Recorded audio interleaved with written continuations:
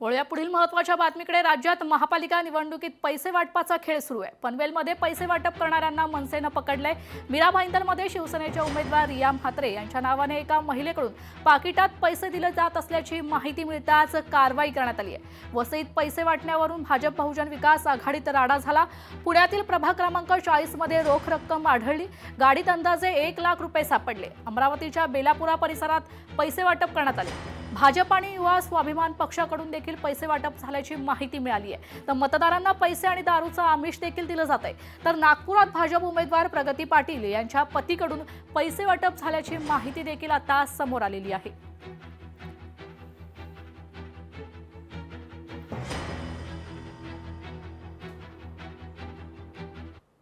तर काँग्रेस उमेदवाराच्या कार्यालयासमोर जादूटोण्याचा प्रकार घडलाय।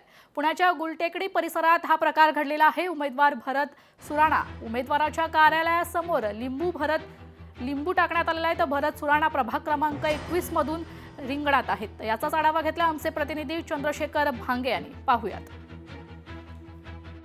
पुणे मनपासाठी उद्या मतदान होत आहे। खरं तर सगळीकडून प्रशासन या मतदानासाठी तयारी पूर्ण केलेली आहे, परंतु पुण्यातील प्रभाग क्रमांक 21 मधून एक धक्कादायक घटना समोर येत आहे। काँग्रेसचे उमेदवार या ज्या आहेत त्यांच्या कार्यालयाच्या समोर अशा पद्धतीने जादूटोणा करण्याचा प्रयत्न करण्यात आलेला आहे।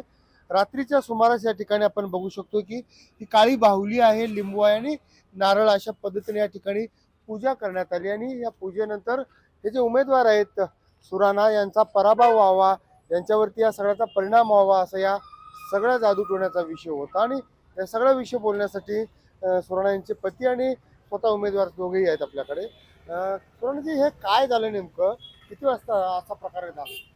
हे काँग्रेस पक्षाच्या कार्यकर्त्याचं काम इथे एवढं जोरात आहे प्रभाग क्रमांक 21 मध्ये की समोरचे उमेदवार घाबरलेत। आज इथे मी सकाळी मला माझे ताईचं फोन आलं की साहेब आपल्या कचेरीच्या बाहेर काहीतरी जादूटोणा करण्यात आला।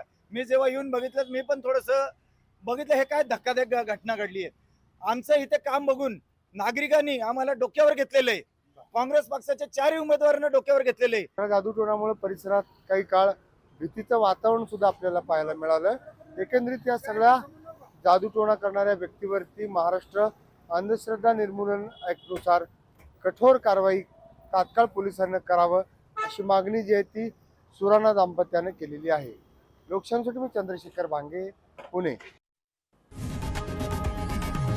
लोकशाही मराठी ऐका, पहा, जागरूक रहा।